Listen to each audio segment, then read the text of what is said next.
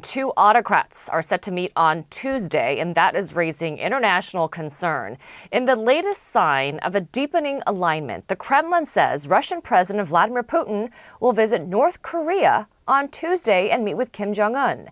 It will be the Russian leader's first visit to North Korea in more than 2 decades. We're live in South Korea now with CNN's Mike Valerio. This is remarkable. Mike, what do we know?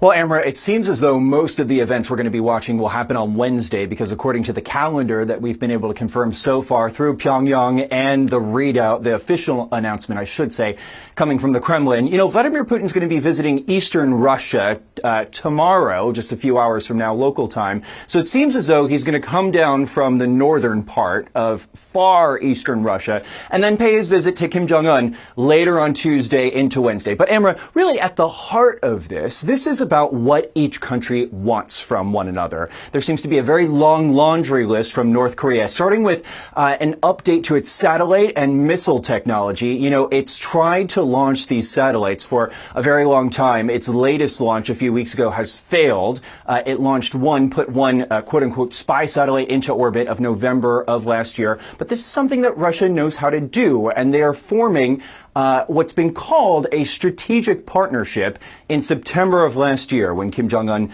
visited Russian President Vladimir Putin by train in a pretty remarkably photographed visit in all the pageantry that existed for that visit. So satellite technology, food, energy, prestige North Korea wants from this visit by the Russian leader. Also another ally to confront the United States. Russia's list is a little shorter, but its magnitude is just as big, Amra. It wants more munitions, a continuing supply of munitions from North Korea to help prosecute its war in Ukraine. And North Korea is happy to do that. Experts we talk to tell us all the time, because North Korea desperately needs foreign cash from all the sanctions pressure that it has come under for years, and it has a huge stockpile of armaments. South Korean intelligence officials have told us that there is evidence of North Korean weapons on Ukrainian battlefields. American intelligence officials have mirrored that as well. So, long story long, Amra, what we are watching from here in Seoul, when this eventually comes to a close, it will be fascinating and in many quarters of foreign policy observers, somewhat arresting if North Korea and Russia, through this new partnership, come to some sort of new military agreement, a new military understanding. The last time that they had a treaty of mutual aid, Amra, between North Korea and the USSR was signed in early July of 1961, saying, all right, if something happens to North Korea or the USSR, we will come to each other's support. That was nullified with the collapse of the Soviet Union and Russia forming ties with South Korea.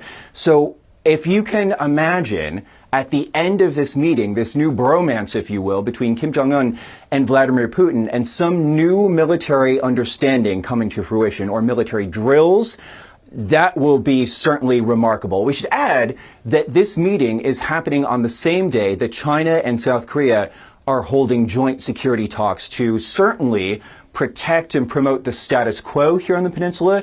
This is not something that China would want, a new military agreement between Russia and the North, because anything, Amra, that has the possibility of adding new American troops, that is certainly not in China's interest. So a lot to watch here in terms of what really happens, what is delivered in concrete terms from this meeting, Amra. Yeah, this will be raising more than just eyebrows, but a lot of concerns. Mike Valerio, live for us there in Seoul, South Korea, especially there in Seoul at the Blue House. Thank you.